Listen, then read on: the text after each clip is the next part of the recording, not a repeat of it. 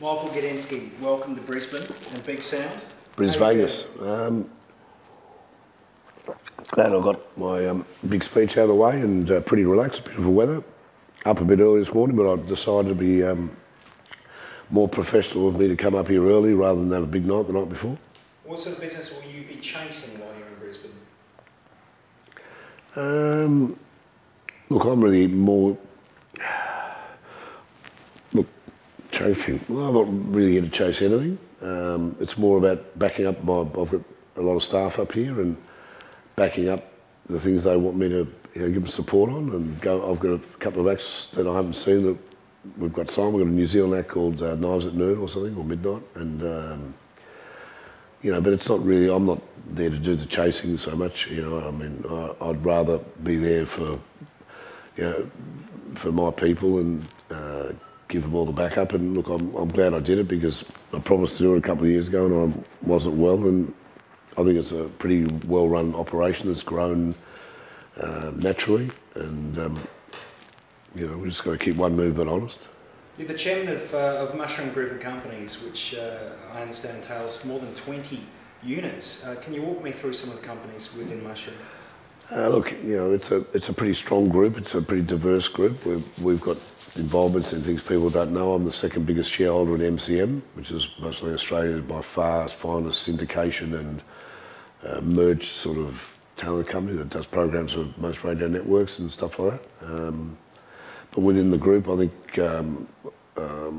there's a lot of confusion out there with the general public, more so than the business. A lot of people thought I'd retired or sold everything, and really I sold Mushroom Records, which was one company. So publishing company is very strong. I'm personally very excited because I've just come off a major success, something I work personally hands-on. I like getting involved with hands-on projects myself, and sometimes you obviously don't get it right, and sometimes you don't want to be involved because you don't want to make people feel uneasy. Like, I don't spend much time in the recording studio. I'll go in and hear some songs, but I won't hang around. I don't like spending much time on a film set. But I was very excited, as you know, about the Ben Cousins documentary, and television excites me because it's a much quicker turnaround than movies. But we've got a couple of new venues in Melbourne. We've got the labels starting to kick in a time where labels don't, really, I guess, what's the word you use, a shadow of the former selves, not my label, but any label, I think. And I think the next few years will definitely sort out the men from the boys in record company land.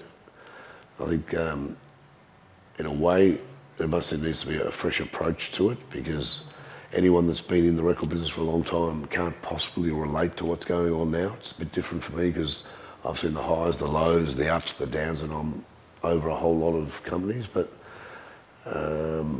we feel pretty excited about a couple of our things. I mean, look, success drives success, and I'm feeling good about my son, who has been having a pretty good crack at it, and like his father most probably wanted to take the grandstand in the first month, but over 5 years he's developed a very cool little label. He's called Elusive, and he really knows what he's doing, I think.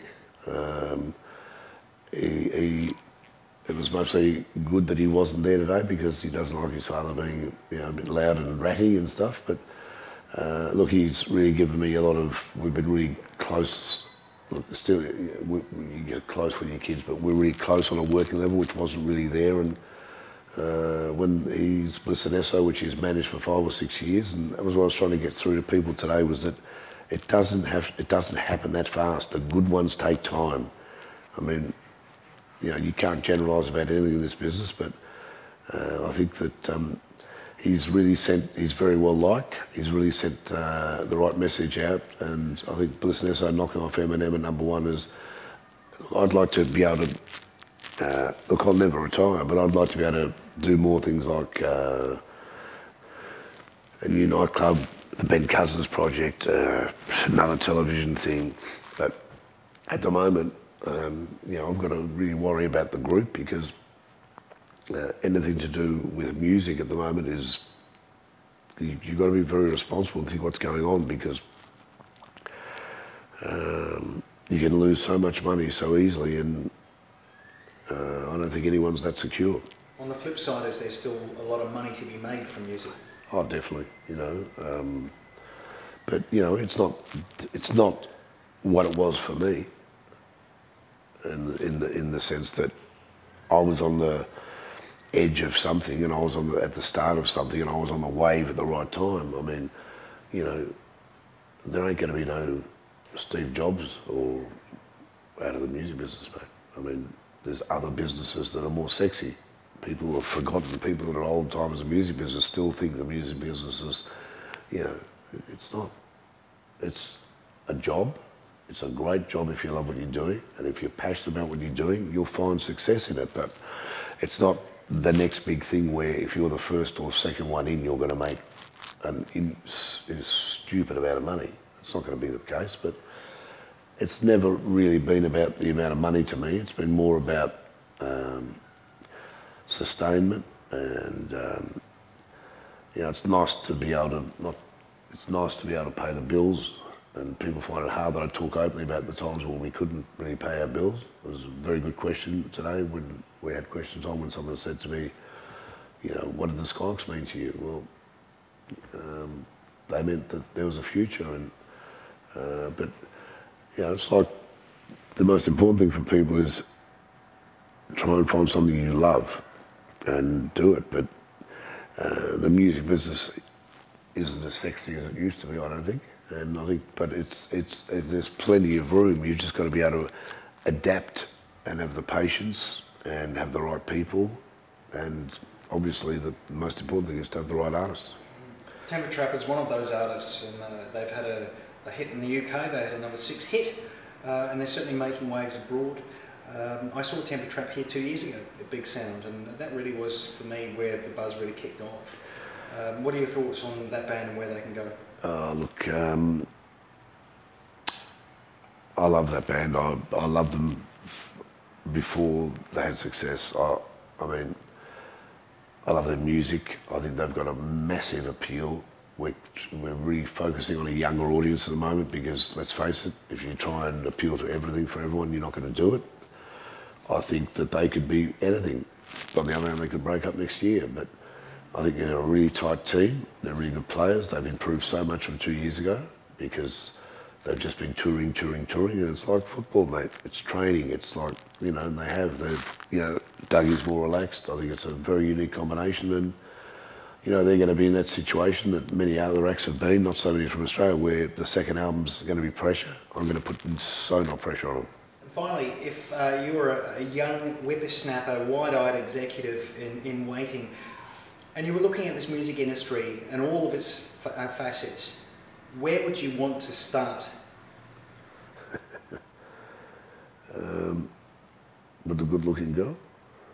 No, look, where I'd like to start is, look, I think for me, I'd be wanting to start with someone that I had great respect for and that was a gun, and I could have the privilege of working there for whatever I got paid and learn what I can learn, because I'm still a believer that most of this business is not something you can go and learn at university, and I think it's very important who influence you at the start of your career, whether you're a musician, a manager, an agent, whatever, a plumber, an electrician. I think influence is very important, and I was very lucky to have good early influences, and that's what I'd be doing, or otherwise to keep in touch with the street. It's very competitive, but if you get a club night or two going properly, you can make a lot of money. But the club scene is like very, it's a service industry to the music, and I think if you're really passionate about music, you want to go down the road of working with someone that you've got respect for, that will share their knowledge. You're the last one, but this is for my interest. We've got almost a saturation point with festivals, with concerts. It's ongoing, it's all the time. I went to a so-called Super Club the other week, and you've got interest in nightclubs, and it was virtually empty. Which one? with family. And it was a big night, it was a Saturday night. And speaking to people involved in the scene, they felt that there's so much pressure on the entertainment dollar that kids are really evaluating whether they want to go to that festival, and there's festivals every weekend, or going clubbing, and clubbing is being punished as a result. Do you see that? Look, I'm a live music man. Clubbing to me is just a bunch of people going out to different clubs and you can do 6 a night, you know. I think the trouble is that there's not enough big acts, and different to the pioneering days of the music industry, there's acts don't tour 52 weeks of the year, and it all becomes about market plan, and you only play in Brisbane, where, you know, which has sort of changed the dynamics a bit. But I think everyone's got to really think about what they're doing if they care about, you know, the future of music as far as local music, and even I guess you just got to really underplay is the big word at the moment. Just underplay, because a full house is a vibe, and I think one thing that people don't forget, certainly from my era and from newer eras, is that to see a great new act, even if they're not as slick and they haven't got the lasers and they haven't got the firework, whatever it is, in a small, intimate venue, and they become superstars, you'll never forget that.